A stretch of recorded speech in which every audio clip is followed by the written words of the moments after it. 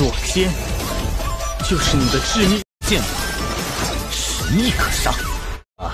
这国师的位子我都可以让给你。他狼子野心。Halo guys, jumpa lagi sama gua Lukis Ken. Sebelum mulai videonya, buat kalian yang baru bergabung jangan lupa subscribe channel ini dan nyalakan lonceng notifikasi agar tidak ketinggalan update video terbaru dari channel ini. Dan jangan lupa juga like video ini, hitung-hitung uang parkir ya guys. Oke, tanpa berlama-lama lagi kita lanjut saja langsung ke videonya. Setelah serangan Kinmu dan Daozi Lin Xuan bertabrakan, Kinmu menyadari bahwa teknik Tempest Nine Dragons miliknya seolah tertahan oleh dinding tak kasat mata, tak mampu menembus pertahanan lawan. Hal ini menunjukkan kekuatan luar biasa Daozi Lin Xuan, yang jauh melampaui para cendekiawan lain yang pernah ia temui. Meskipun tampak ganas, Tempest Nine Dragons sebenarnya adalah gerakan elegan yang mengandung 45 kekuatan naga tersembunyi di telapak tangan. Jika mengenai langsung, kekuatan ini dapat merusak organ tubuh secara fatal. Namun Heaven Mudra dari Daozi Lin Xuan mampu memblokir seluruh kekuatan tersebut sepenuhnya, membentuk pertahanan absolut di antara kedua telapak tangannya. Pada saat yang sama batu-batu yang tak terhitung jumlahnya melesat melewati tubuh Lin Xuan, melalui mata Yin Yang Dao-nya. Daozi merasakan hawa dingin menusuk tulang dan melihat benang-benang ki vital halus yang menghubungkan pecahan-pecahan batu tersebut. Benang ki itu ternyata adalah pedang spiral halus, terbentuk dari ki vital Kinmu, yang semula tersembunyi di dalam batu dan kini mulai keluar. Melihat serangan Kinmu yang kedua kalinya, Daozi Lin Xuan mengaktifkan teknik mudra ukiran roda. 10 jarinya bergerak membentuk 2 roda ki vital di atas kepala dan 2 di bawah kakinya. Roda-roda ini berputar berlawanan arah, membentuk formasi pertahanan yang kompleks dan unik.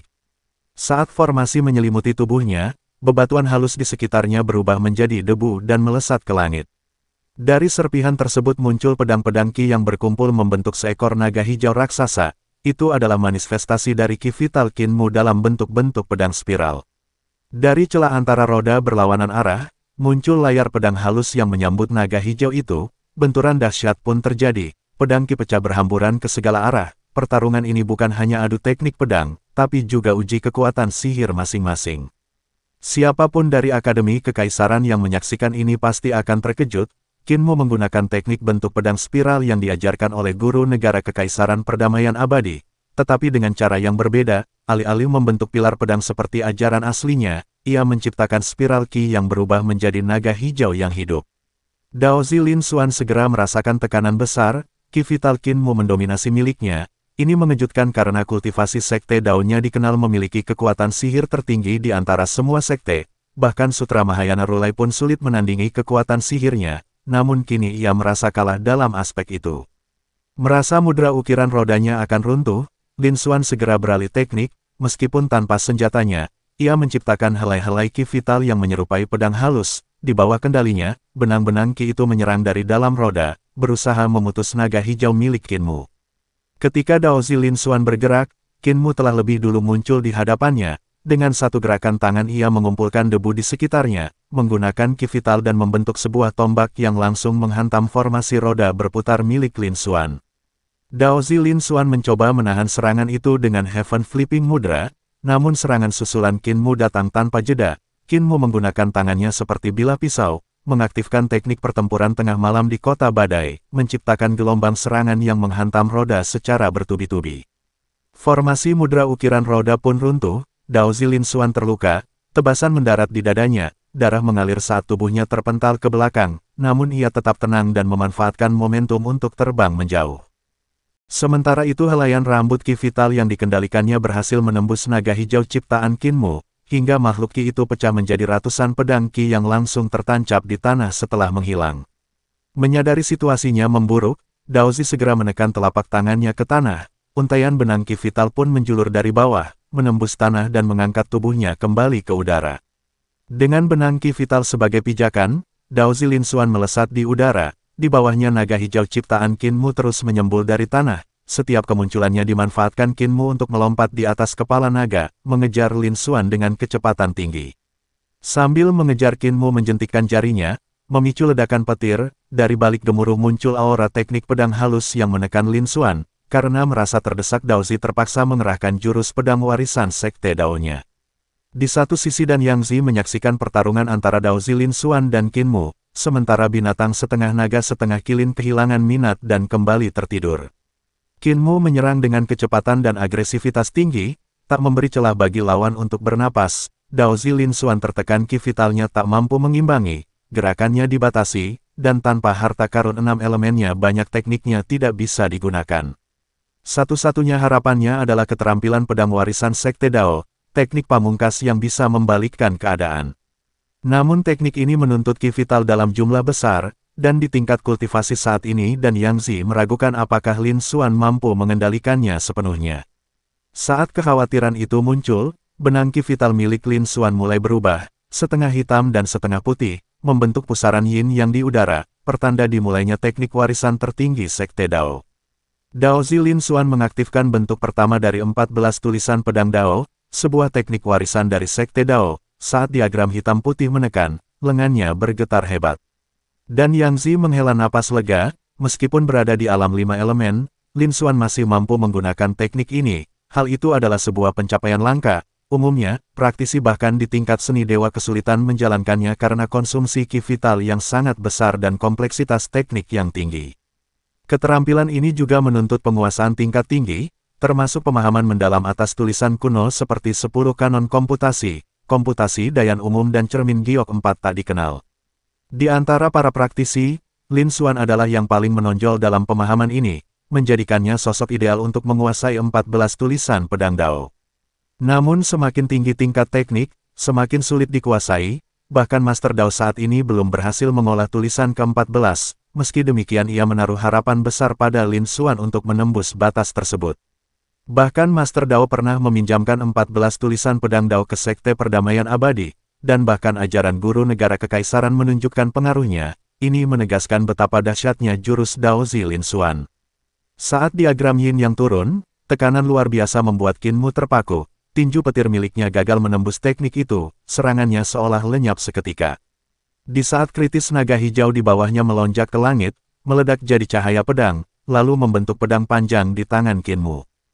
Qin Mu berdiri dengan wajah serius saat simbol yin yang hitam dan putih perlahan turun, menekan dengan kekuatan besar. Di tangannya pedang terangkat bukan sekadar senjata, tapi bagian dari dirinya.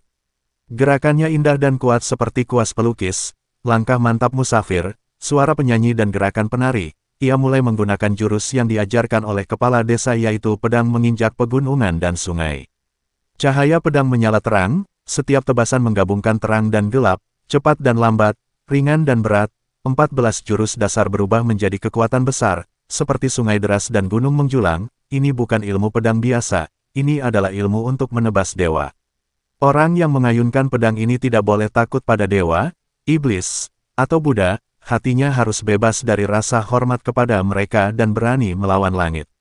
Di kejauhan dan Yang Zi terkejut dan langsung berdiri. Di saat yang sama makhluk aneh setengah naga dan setengah kilin terbangun, menoleh ke sekeliling dengan waspada. Di langit dua kekuatan pedang bertabrakan, cahaya yang sangat terang menyebar ke segala arah, simbol yin yang runtuh dihantam kekuatan gunung dan sungai dari jurus Qin Mu. Dao Zi Lin Xuan pun menerima puluhan tebasan dalam sekejap, tubuhnya terluka dan berlumuran darah. Namun tiba-tiba mata Lin Xuan bersinar, ia melihat celah kelemahan Qin Mu berada di bahu kirinya. Titik itu adalah bagian rapuh dari teknik tubuh 3 eliksir. Qin Mu menyadari hal itu, ia segera membentuk simbol engan satu tangan, simbol kekuatan agung Dewa Iblis untuk melindungi bahunya. Sementara itu tangan satunya kembali menyerang, cahaya pedang meledak, langsung menusuk ke arah Lin Xuan dengan kekuatan penuh. Sadar dirinya tidak bisa menghindar, Dao Zi Lin Xuan mengorbankan telapak tangannya dan ujung pedangnya menyentuh bahu kiri Qin Mu. Beruntung pakaian brokat yang dikenakan Qin Mu melindunginya, sehingga pedang itu tidak menembus dagingnya, meskipun cahaya pedang tetap meninggalkan rasa sakit yang menusuk hingga ke dalam. Di saat itu juga tubuh Dao Zi Lin Xuan bergetar hebat dan seketika puluhan lubang berdarah muncul di seluruh tubuhnya. Dalam hitungan detik dia ambruk ke tanah karena kelelahan dan terluka parah. Tak lama kemudian Qin Mu melepaskan pedang yang terbentuk dari ki vitalnya, lalu membungkuk dengan hormat, dan berkata pertarungan ini dimenangkan olehnya. Meski terluka, Dao Zi Lin Xuan berusaha bangkit, cairan merah terus mengalir tanpa henti dari luka-lukanya. Tanpa waktu lama senior dan Yang Zi segera maju hendak memberinya obat, namun Dao Zi mengangkat tangan, menghentikannya sejenak dan merapikan pakaiannya untuk membalas salam. Setelah membalas salam dengan penuh rasa hormat, Dao Zi menelan pil obat yang telah disiapkan seniornya itu. Tak lama kemudian dan Yang Zi mengoleskan salep untuk menghentikan pendarahan yang terus mengalir. Sesaat kemudian mereka membungkuk kepada Qinmu sebagai tanda penghormatan. Qinmu membalas dengan sopan sebelum mereka perlahan-lahan berbalik dan pergi meninggalkannya. Saat sendirian Qinmu merasakan sakit yang menusuk di bahu kirinya, ia menarik napas dalam-dalam, kesal karena Penatua dan Yangzi sangat pelit, tidak memberinya sedikit pun salep untuk meredakan rasa sakitnya. Rasa sakit akibat tusukan Daozi terasa hingga ke tulangnya, membuat tubuh Qinmu melemah setelah mengeluarkan banyak ki vital selama pertarungan sengit itu. Ketika berusaha mendaki gunung, tubuhnya goyah dan ia tersandung. Dengan susah payah ia meraih makhluk aneh setengah naga dan setengah kilin yang dirantai sebagai penopang, mencoba menstabilkan dirinya yang mulai lemas karena kelelahan dan luka-luka yang dalam.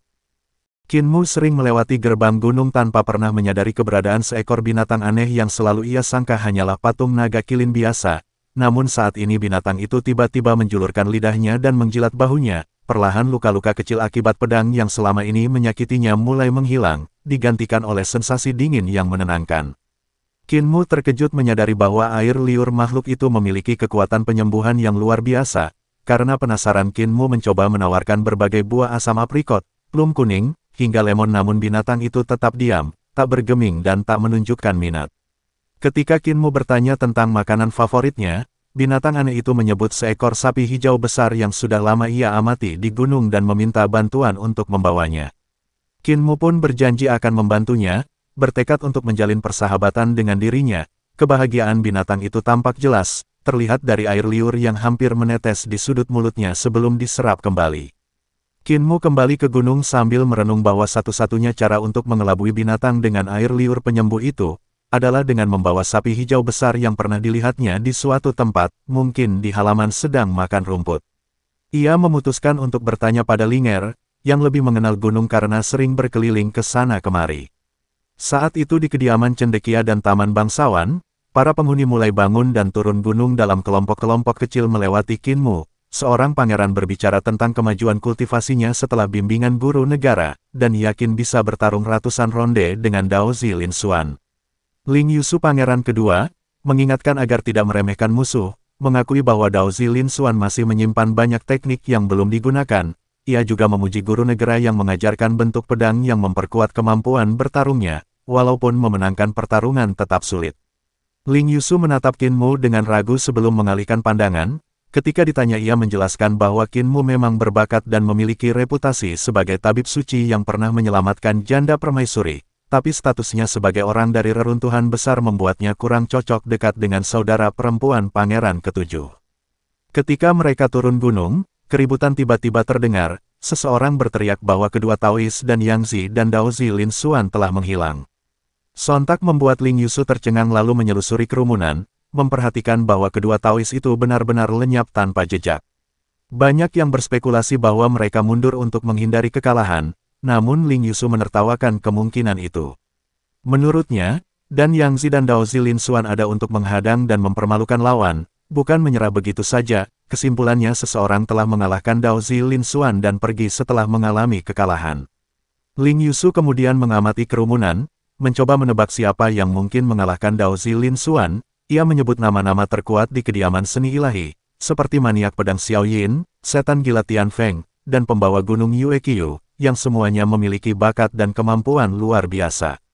Di kalangan bangsawan, selain dirinya sendiri ada pangeran ketujuh yang meski kurang rajin, punya pemahaman bagus, dan putra mahkota Min Yue, sedangkan di kediaman cendekia, Chen Wanyun juga dikenal kuat dan mungkin menjadi kandidat.